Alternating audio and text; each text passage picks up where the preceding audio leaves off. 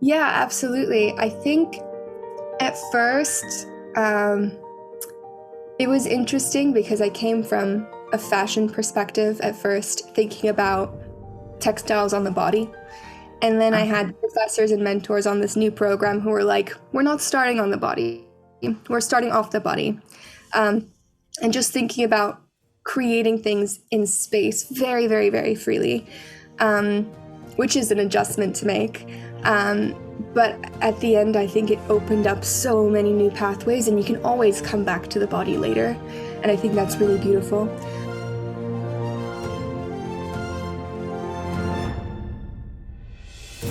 Hi, Hi, Carolina. Mitra, it's lovely to meet you. Yeah, lovely to meet you here on Zoom. Yeah. You are based in New York? Yeah, I moved here to study. So yeah, I just finished my master's and Yeah. now I'm staying for another year, seeing what happens career-wise, and then we'll see. Okay. Yeah. So So where were you? Yeah, where do you come from? Where were you born? I was born in Vienna, which was why I was excited to hear from you. Uh, Oh, yeah, wonderful. Yeah. I never lived in Austria, but my dad's Austrian, and so I have a lot of family ties there, and I spent a lot of my childhood going over to see his family. He's from Schladming, like near Salzburg. Yeah. My mother's from Brazil, so I've had an interesting, eclectic upbringing. Yeah. Oh, I'm very excited to know that. That's, well, no coincidences, you know? Are you from? I understood you're from South Africa, living So in. from South Africa, yeah, yeah. So my dad's German, so my mom's Afrikaans, so I also have sort of a very interesting mixture That is, of yeah. influences, yeah, in me. But I love your work. I saw you've done such a great Instagram page or profile where you take us through all these steps and you also there's the video where you explained your work and what what you what the inspiration was of your work. And I think this is so wonderful about social media that we have this opportunity to now see something, on the other side of the world from here.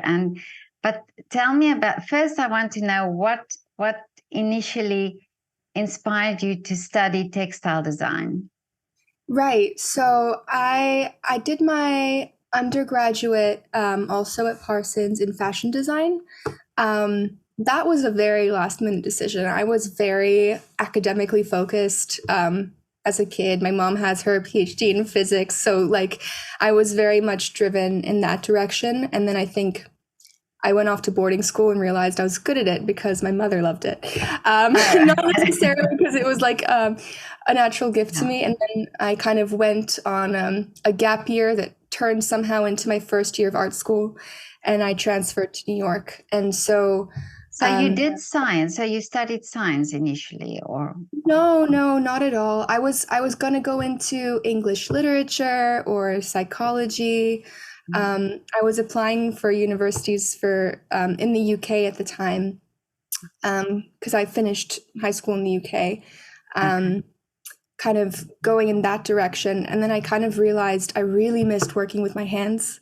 Um, and that's kind of what I discovered on that gap year. And I kind of had an ultimatum to reach where I just thought, what's kind of coming to me the most easy in terms of expressing myself? And I realized that it really is in the visual arts and with working with my hands. I also like played a lot of music growing up, never at a serious level, but I think something about reading music and like connecting on a sensory level always stuck with me my whole life. And I think, yeah, that's something that it took a, a moment to tap into, but then, yeah, now I'm here and I went into textiles because I finished my undergrad in fashion during COVID, which was interesting Wow. because I Mm, was making everything from my little studio apartment in New York. mm, mm. Um, and I had just gotten my like own mechanical knitting machine, and I was addicted to it out of nowhere. It feels like the size of like a keyboard, and something about the technical challenge really got to me, and I thought the world is kind of still at a standstill, and it was really at a standstill in fashion in terms of opportunities. So I had the privilege of having the choice to stay in school and keep going down that road. And yeah, I'm I, really happy I did, because I got to explore on a completely different yeah, path. I saw the knitting that you've done, and I was intrigued. I didn't know it's possible to do that type of thing because you have all these uh, sort of objects inside the knitting pattern. So was this the thing that you did during lockdown? Because I think Yeah. people, yeah, people experimented a lot, we had time to experiment. So interesting that you did that. Yeah, it's interesting. So I didn't really know much about knitting from the beginning of lockdown, but then I'd taken like a few classes on the machine, and I decided, okay, I'm never going to touch a knitting machine again if I don't have my own, because I was stuck in my apartment. And it was the best piece of equipment I actually happened to have to make Yeah. work on. So I think it was a practical thing, and also it's a very meditative process.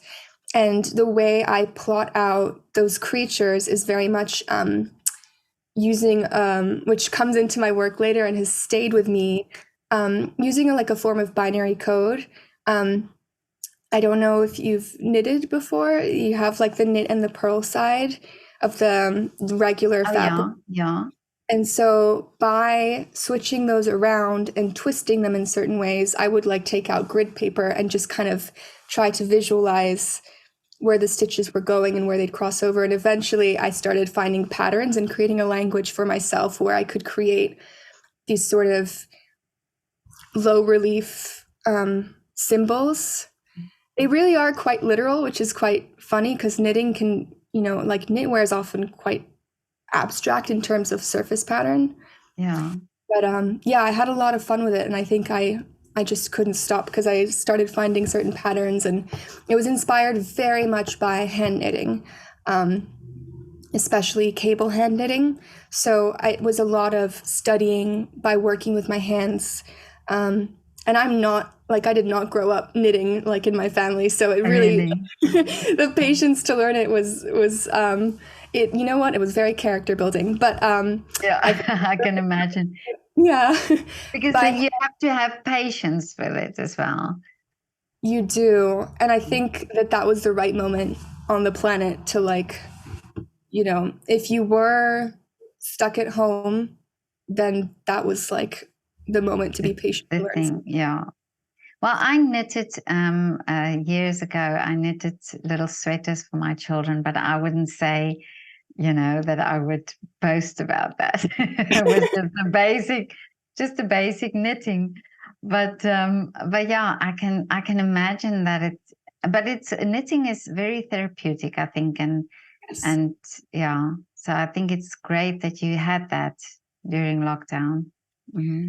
absolutely. And I think something about the machine as well, and like translating what you can do with your hands into something that's, it's still mechanical, but it's far more automated. So there are things that you could do by hand that you can't do on a machine. So kind of like learning that balance and seeing it happen very slowly with two needles versus much faster on a machine. Still pretty slow if you're, I mean, I think when things go faster, the tendency is you want to make more. So it still feels very Yeah, slow. But I that's think, true. Mm. yeah, it is very, I think I found a lot of solace in that. Mm. So But you did, but so that was the time when you studied still fashion design. that was during my last year of fashion. Yeah, And that's fashion. really what pushed me into textiles. I found Okay. that love for that hands on work. And I thought, I think it would be a shame to stop here. Yeah. So the textile design, so you love the fact that you can create. Yeah, absolutely. Is that, yeah. Absolutely. Yeah. So tell me about then the switch, the next the textile design. Yeah. Yeah, absolutely. I think at first Um, it was interesting because I came from a fashion perspective at first, thinking about textiles on the body. And then I Okay. had professors and mentors on this new program who were like, we're not starting on the body, we're starting off the body. Um, and just thinking about creating things in space very, very, very freely, um, which is an adjustment to make. But at the end, I think it opened up so many new pathways, and you can always come back to the body later. And I think that's really beautiful. Um, and yeah, I think I also started to bend and break more rules. So I think, for instance, sewing and knitting together and kind of integrating those two together, going deeper into, I do a little bit of machine embroidery and very unorthodox hand embroidery. It's very intuitive. I have no like formal teaching in it, but I'm kind of allowing that to mimic the code of the knitting. And I think also seeing that there are similarities in that, because in machine embroidery, you do have to code something on a computer as well.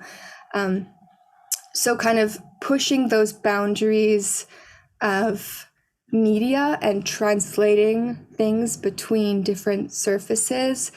And yeah, often like knits and wovens are just not mixed together. It's something that you just don't do. Just because of the structure of the fabric, the way one pulls is very different from the other.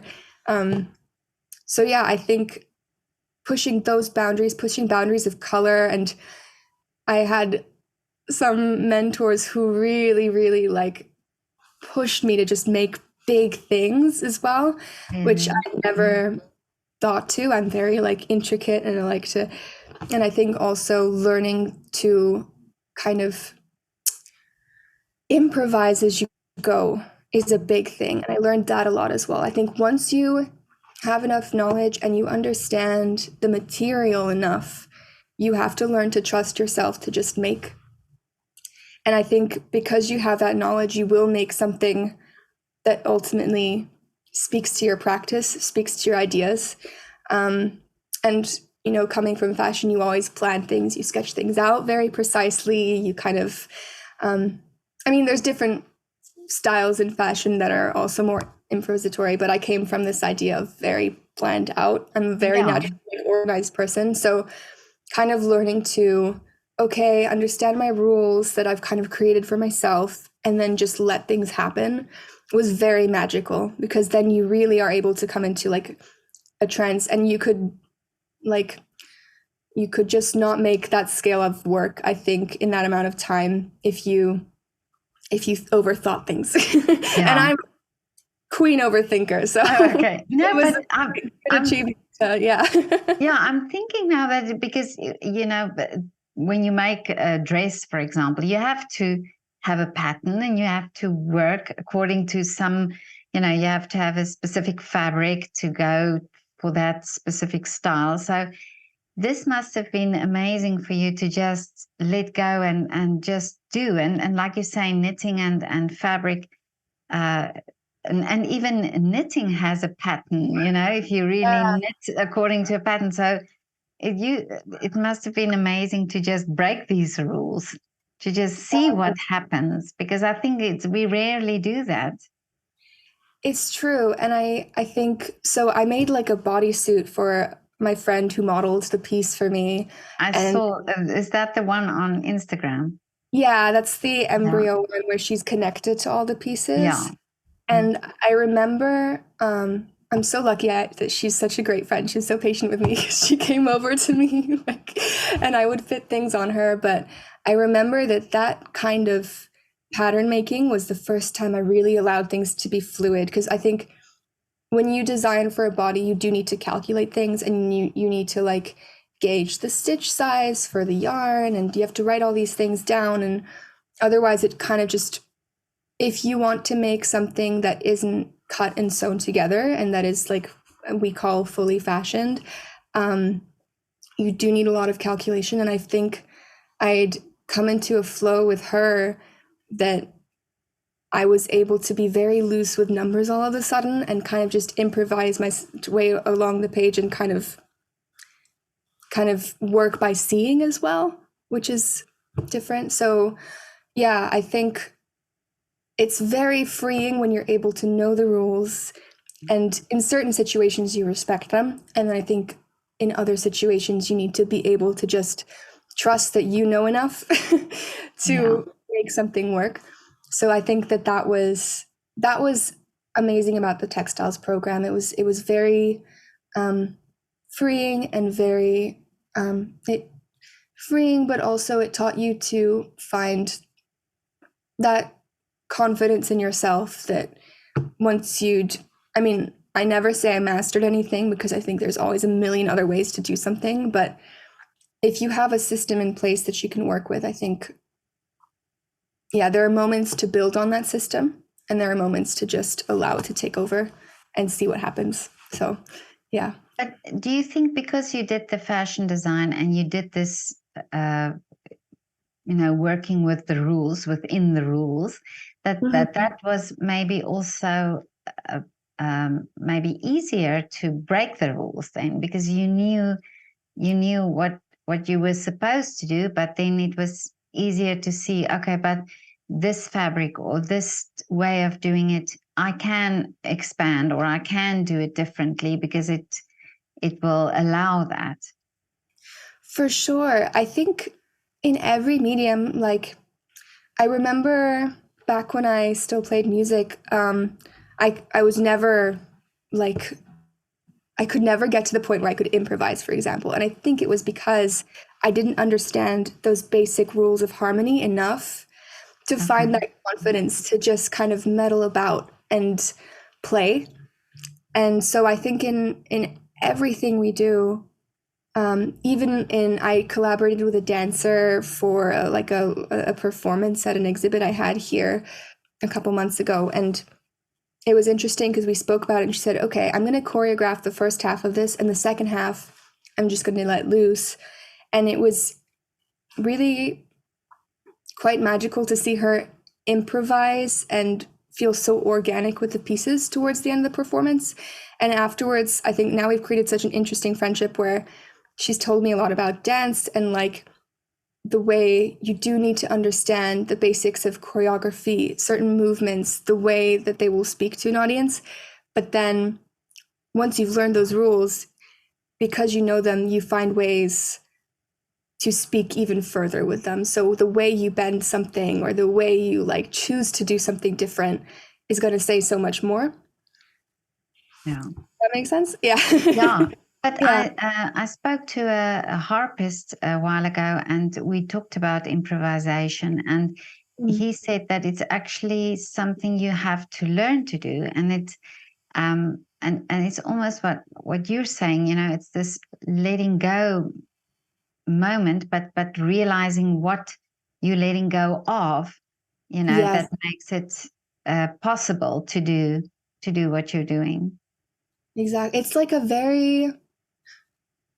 a very um, polarized thing because on the one hand, you need to have learned a set of kind of you need to know. I think rules. I think just like language, it's kind of arbitrary. We invent words, we invent grammar, we invent, and it kind of is a generational thing that takes over and kind of. I think we all have an impact on it, but it's something that kind of happens just within humanity. I think it's the same with other forms of language in different art sectors. But then so you have these rules and then you need to really understand them in order to speak to them differently. So it's like being able to come back to that common ground and then also reject certain things or Yeah. sort of pull certain things around. But I think yeah, those rules are necessary for us to communicate in a way. They are like the base language that then once people see you've done something different, they understand what's different. So yeah, I think it's this very polarized thing of push and pull, and sometimes you adhere to certain things, sometimes you don't. If you completely abandon all the rules all the time, I Yeah. think you kind of exist in a vacuum.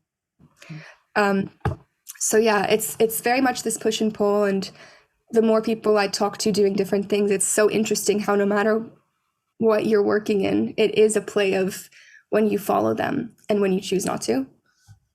Yeah. Yeah. No, that makes sense, and that's true. But you said now that you had the freedom, and also your mentors gave you the freedom to explore all these different things. Do you think now that you can express yourself much better or easier when you now approach a project or want to do something? Yes and no. Having, I think it's, I think whenever I start something brand new, I have this phase where I kind of hate what I'm doing. It's like a really strange self-doubt that like takes over. It's usually a good sign though. And I always try to tell myself, because I've done it now like a couple times, where I realize it all ends up okay as long as you keep making and as long as you ignore those, well, not ignore those feelings, but kind of like allow them to exist in a different corner of your mind and Yeah. don't let them stop you from making. Because I always say, like, there's going to be a few days where you work really hard on something, you finish it, and it's not what you wanted. But you need to make those things in order to get closer to what your kind of purpose was in the beginning. And you can't get there. That stuff is as useful as everything that you're happy with and that you feel was successful. I don't think it's any less valuable. I keep everything, like I label everything and I keep it all together. So yes and no. Like, I think knowing that those feelings are usually a sign that I'm pushing a boundary is good. And having done that a couple times with the support of my mentors telling me, no, keep going, keep going. You have to keep making. And you have to keep, sometimes you do have to like be flexible and switch tracks a little bit. You do have to let your experiments guide you. It's definitely not trying to beat down a brick wall either, but just never rejecting anything that you've produced, I think is so, so important. And so, yeah, I think, and then eventually you get into a state of flow where things do start to come together. And that's the most like euphoric feeling. But yeah, I think yes and no, because you still every time have to learn to trust yourself all over again. I think at least that's my experience every time. And then it does eventually come into something interesting. And then I'm like, oh, and I was panicking for what, So I think it, I think it is this interesting. Yeah.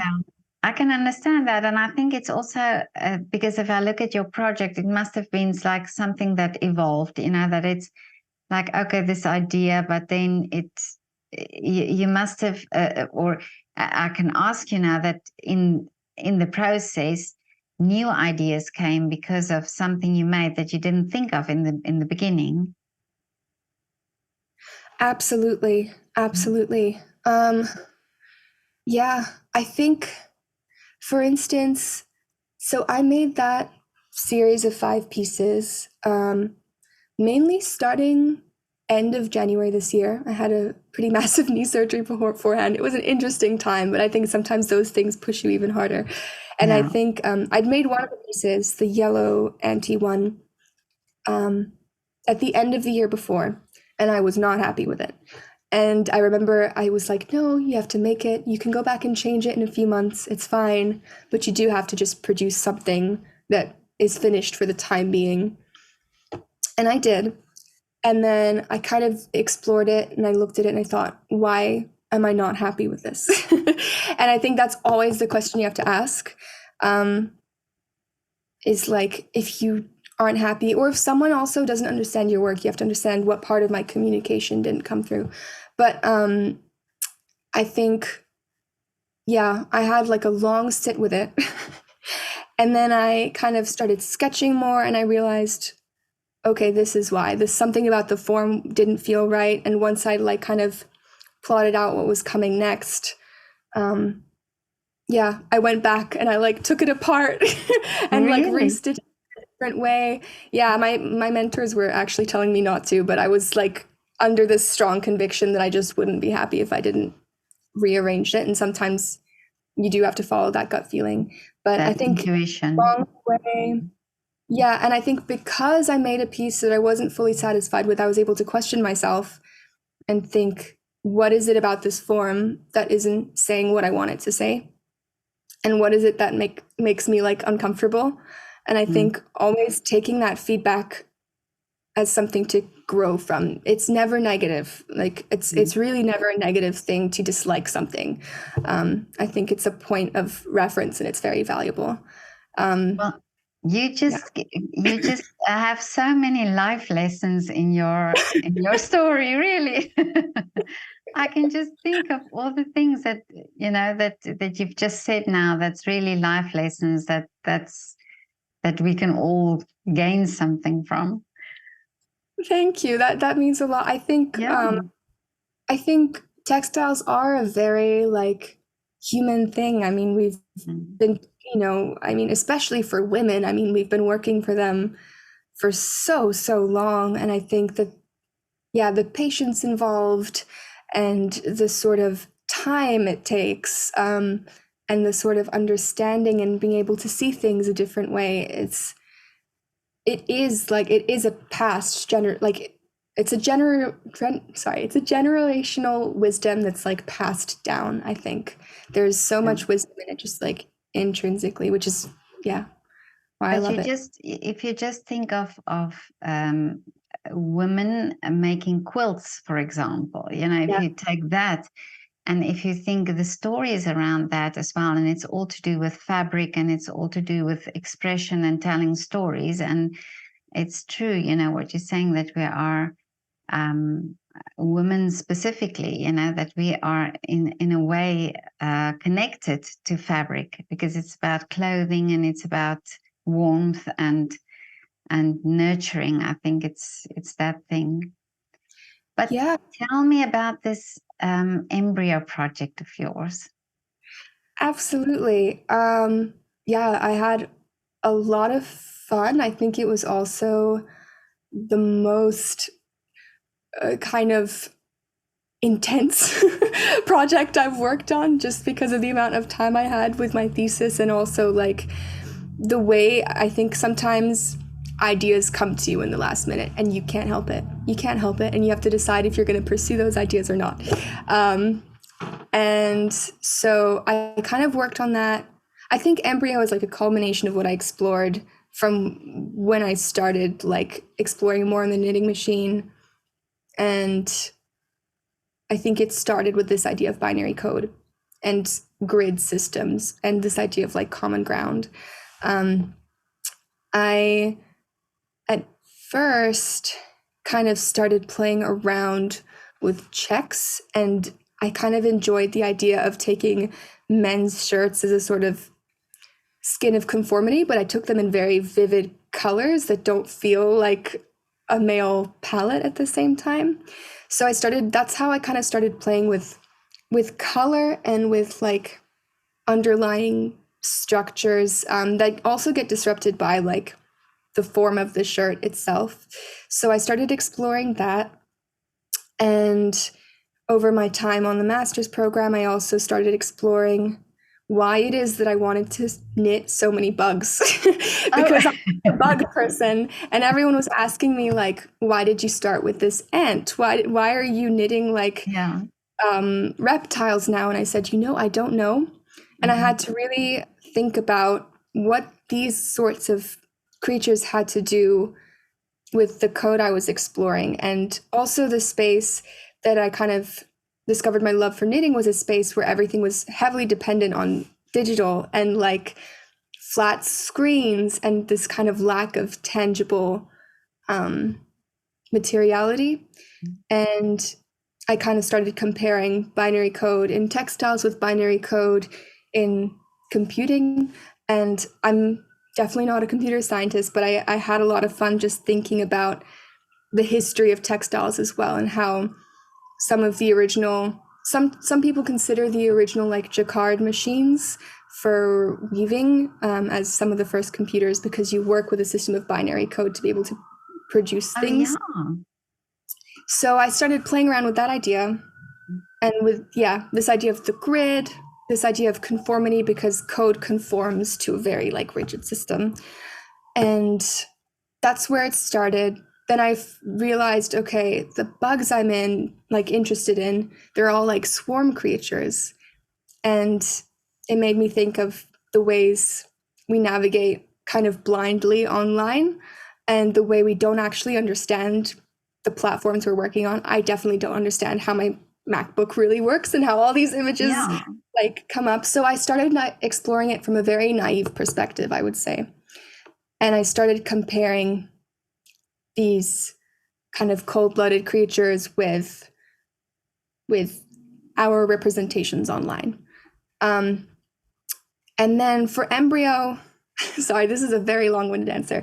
For embryo, I started kind of thinking of cubes and then started to think of like different geometries. And I have a very interesting mentor who he's very interested in, I think so he's I don't know how to describe his wisdom. It's somewhere between the sciences and also spirituality.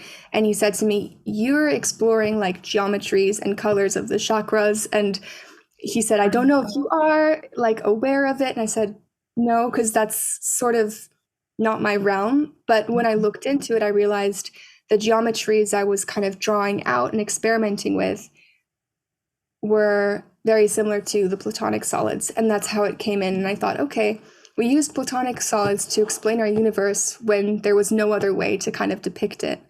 And that's where I feel like we've created this fourth dimension that we don't actually really understand. And so how can we explain that to ourselves? And so that's where this kind of play between the old and the new, like craft and technology, and different forms of representation came in. So yeah, the geometries came in very much on their own, and then with some guidance from some really incredible people who helped me kind of see what I wasn't seeing in my own work, which was so funny. It was a very Amazing. thing. Yeah. Yeah, But yeah, now that you talk about the chakras, I can, I'm going to go back and have a look, but I can remember seeing those shapes. Yeah, in your work. absolutely. Yeah. Yeah, and I think I definitely approached it in a very unorthodox way. So I had in my final master's exhibit some people who'd studied philosophy and like looked at me very funny and were like, "I kind of see it, but I think you've like kind of broken the rules a bit." And I was like, Oh, "Yeah, really? I think they kind of infiltrated my work more than me trying to replicate them." So that was like an interesting, it's very interesting to have dialogues with people who will see very different things. Um, and with the colors, I still don't know. I still don't know. I think those are something that just came through the work. I started thinking about primary colors, the way glitches happen on a screen, like the colors that pop out, these kind of telltale signs that it's all kind of a platform for illusion. So that's kind of where color came in for me, I think, as well.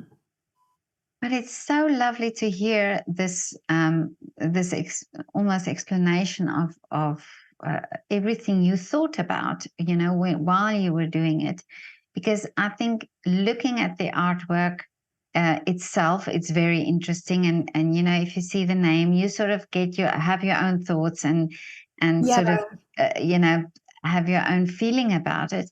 But hearing your thoughts about it and how it evolved, and how the influences came from other people makes it so much more interesting to look at, so I'm definitely going to go back and after this and have amazing. a look at it again, yeah, because I find it so fascinating. I also you did a lot of embroidery on it as well, Yeah, so yeah. yeah.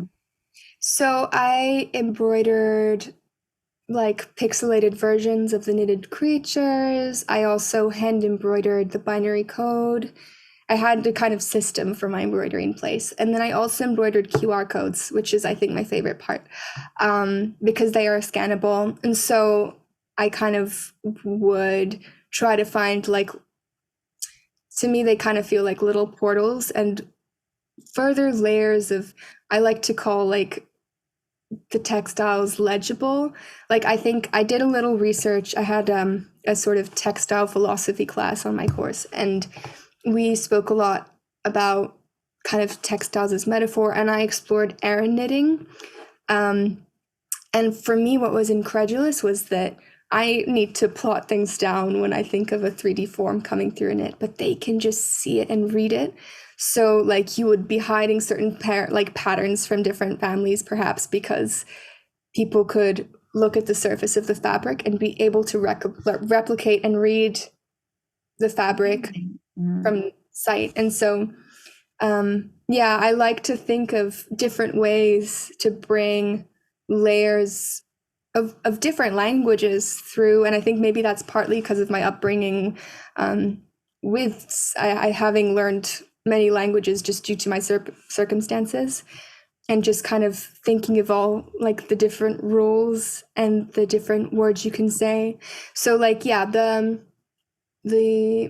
QR codes that I embroidered were like kind of first programmed on my computer. I use a little platform online where I can like, some QR codes are dynamic, so you can connect them to different links at different times and go and change them. So I just had a lot of fun on a very like, you know, I'm not a like a technician, but I just had a lot of fun of how do you I can connect that imagine. space with. And then I also just met this incredible animator from the Netherlands who worked with me to bring augmented reality into it. So we like registered the whole artworks, each of the 5, on a platform also from Vienna, actually, called Artivive. And through that, yeah, it's crazy how now the pieces also exist in a digital space with actual movement in them as well. So I think I just had a lot of fun playing with like. So you use different mediums now as well with technology as well.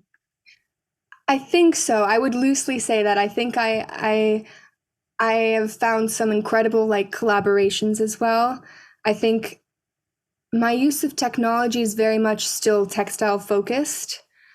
And I'm also like just very excited to bridge the world of craft and digital. I could also call it craft, honestly, together. Because I think, yeah, there's just so much to be shared in that space. I remember the animator like saw the physical works, and it's very different from her medium. And so she said, this is so funny because she usually works with certain images that are like maybe more flat. So for her to work with like a 3-dimensional crafted object is also bizarre. So yeah. So she's also being challenged to break the rules a little bit. You seem to have that influence on people. It's good fun. It's good fun to get lost together. Yeah. You're not sure if it's going to work every time, but Okay. Who's the animator you worked with? Her name's Matcha Simmons. Her artist name is Life on Mars, which I think is just genius because her work really reflects that character. Yeah. And she's from the Netherlands. I met her online. I met her for the first time in person this week, which was crazy. Wonderful. Yeah, but we met online. We loosely. Maybe I can do an interview with her as well. That would be very interesting. Absolutely. I can connect you with her.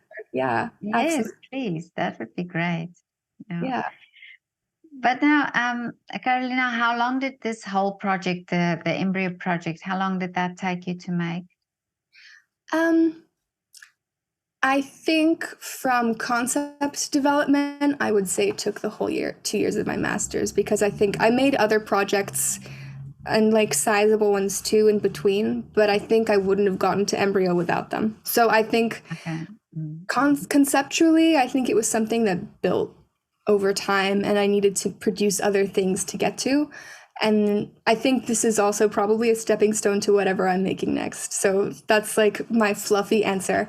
But I think physically, like to craft it, I didn't know what embryo would be, I think, until like December, January, the past one. So I worked, and I didn't start, I think, physically really making until January. And I finished, I think, early May. Okay. Yeah. Yeah. So So it's I, also the process of thinking of in your head of knowing what you want to create. That's also part of the time that you spend absolutely. as creation.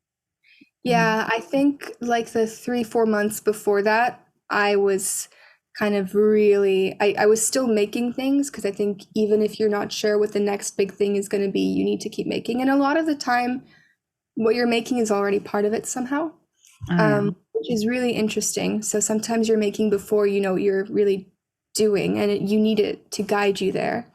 Um, but I don't think I had like a solid idea of, sketched things out. I mean, you never really adhere completely to your sketches, I think something always changes along the way because you see things in reality and you change your mind about certain things. But I didn't have like I at first it was going to be 4 pieces actually, and then I think I decided in January, no, I'm going to make 5. Oh, okay. Because it just made sense in terms of structure. Yeah. 5 feels like a more rounded out number, and like with the person at the center of, being plugged into them all, it just felt more. And also just having had my eyes open to, oh, these are kind of like the platonic solids. I realized, okay, I need the 5th one here. So I think there's always things that will surprise you, and I would say like, yeah, until December or January, it took me 3 or 4 months to really like make an experiment before I had like a solid idea of what I was pursuing. And then at that point, it took me, I think, yeah, another 4 or 5 months to make the series. Yeah. Yeah. Yeah. It's interesting. That's always it takes less time to make it than it does to think about it sometimes. It's a very weird, like you spend more time thinking than making a lot of the time. It's a very weird thing. I think so. I think really that's true. And I spoke to a composer also a while ago who said that she actually avoids people and going places. She just in her head has to figure out what she wants to do, and then she starts composing. And I sometimes think we don't consider that time as a very important time, the time of just thinking, of just figuring something out in your head before you start. Yeah, I think that moment of quiet and Mm. maybe solitude. I don't Yeah, know about, I think a lot of artists are the type who need that solitude and to block out noise to be yeah, able to think. Like, I think in my studio environment and with the processes that I do, a lot of time that just when I was making without much direction, that was a time for me to just keep my hands moving and like think. Even if I yeah, wasn't always writing it down, but it just being alone, being with the technique. And then I think I remember a lot of my peers with me, we would say like, I think there's like moments for feedback as well that are super important. And there are moments where actually the feedback shouldn't be there. I think when you're still in that moment where it's like if you're trying to solve a math problem and you have the numbers in your head, and if someone interrupts you, you forget which oh yeah. numbers you're working with. Mhm. So I think it's the same thing, except it's sometimes you're still discovering things. And if someone comes in and interjects you in that very like fragile moment, it can really like disrupt. So I think that's also just a very, I'm sure a lot of people have that moment where they need feedback, and then they have moments where they're like, I kind of just need to be left alone Yeah, and find something to say and to receive feedback on as well. So yeah, that moment yeah. of quiet. And I think sometimes because you see what you're seeing in your head and people don't, then you sort of don't need that feedback then. Then it will distract you really from where you are going. So I can absolutely understand that. But Carolina, tell me now, what is the wish now for you for the future? Oh What is God. next for you? um, I want to keep making. I think so. I have an exhibit next week with in Dutch Design Week in Eindhoven, which is very exciting. Which is another opportunity to show my work and a perfect time to receive feedback and see what people react to and what Yeah. speaks to them and hear. Because I think it's very interesting that I love how you kind of had your own ideas about the project before I had something to say. I think that that moment is so crucial that before you explain to someone what your intention was, that they have a moment to kind of interpret it in their own way. I think that that is so, so, so valuable. I never like to over explain what I've done just because I really want to hear like what other people see. And sometimes they see things I didn't, or I realize that if I want to communicate something that's important to me, I need to do it a bit differently. But yeah, for my future, sorry about that. For my future, I definitely want to keep making. And I think that that looks like hopefully another large embryo scale project in the near future, and hopefully collaborating with more incredible individuals. I think if I've learned anything with this project is I collaborated with an amazing photographer to capture the work, which is priceless. I collaborated with a dancer who moved in my work. I want to explore that, how to bring that sort of digital space, but also a very like physical space into the work, just because it is like such, the textiles have such a tangible nature to them, and I don't want that kind of human aspect to be lost in it if it's just sitting on a wall, for example. So I want to explore performance. I want to explore still further digital connection into that abstract space, and yeah, hopefully just meet other incredible people who we can kind of share knowledge and share perspectives. I think that that's the dream for now, and hopefully I'm looking into finding ways to allow the art to feed itself also, like on a financial level. And I think that that's something every artist has to sort of struggle with at the beginning. How am I gonna make this feed itself? And eventually I need it to feed me. So that's like a crucial moment in my career where I'm like, okay, I'm having an amazing time, and I also need to think of where does this sit in the world that it could really have an impact and find a way to have enough meaning to continue existing, I think. So that's where I'm at. I have to look into finding a way to keep making. Yeah.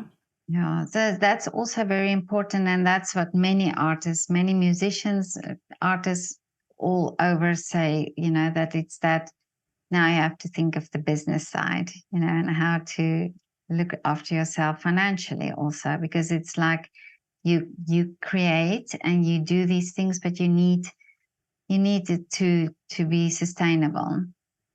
Yeah, and I think that's part of the art too. I think part of the beauty of an art that can feed itself is that it has found purpose in the world that people really wanted to be there. So I think that finding that space is important. And as someone with a design background, I might look into making some apparel pieces too to help kind of bring people in on a different level. I'm exploring all those options. And I think part of the art really for an artist is also, I think the business side is almost as important in some ways, because that kind of, that's how you keep it alive. And the way you choose to do that, and whether you're able to stay true to your intentions and to your message while you do it, is an art in itself, because it's very hard. No, that's absolutely true. And it's I love that artists are so open and honest about it, because I think that's also something that we also don't think about, but it's there and it needs to be. And it's the public and it's the support. We come and see these beautiful artworks, but we need to be to allow the artist to be able to do that, and Mhm. for us to see it and to also be inspired by it. So yeah, Absolutely. that's true. But Absolutely. I hope to one day meet you in person. I hope that you will one day come and do an exhibition in Vienna. I You have would. to come back and do that. Yeah. I would love to meet you in person too. Yeah, so that would be wonderful, and I wish you all the best for all the work you're doing. You really this continue on Instagram. It's so inspiring. It's so wonderful to see how you do it. It's not you. You're not just creative with the fabric. You're very creative on your Instagram page as well. You do it so Thank lovely. Yeah, no, it's really catchy, and yeah, all the best for your future. Thank you so much, Petra. This was such an interesting conversation, and like, I enjoy hearing about the parallels. I think you've spoken to so many people. I was so like Yeah. blown away by how many different people from different disciplines you've spoken with, and it's interesting to hear when you come in with parallels that you've heard from completely different environments. So it's really Mhm. fascinating to speak with you. Oh, thank you. It is interesting, and I'm trying to show that art, how different forms of art really, um, well, we don't recognize always, but and like for example, this what you are doing, the textile art, um, it's also something that, like you say, we think of clothing. It's Mhm. also it's the form of art and it's the textile. But what you're doing is or really exploring textile in ways that we don't think about. So it's also important that that is there, and that we can see it, and that it opens the mind. It opens your mind when you see things like that, because then you see the possibilities. And I think that is what art shows us, and it's the different possibilities that that we can explore. Yeah, no, Yeah. absolutely. Mm. Absolutely. Especially with something so culturally saturated already, I think. Absolutely. Yeah. Yeah.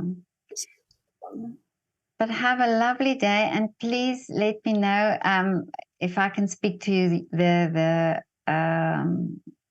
animator that you worked with. That would be very interesting to talk to her as well. Absolutely. I'll I'll Okay. I'll send you her way. I'll send her your way. Sorry. Okay. Okay. Okay, Carolina. Have a lovely weekend. You too. Take good care. Thank you. Bye.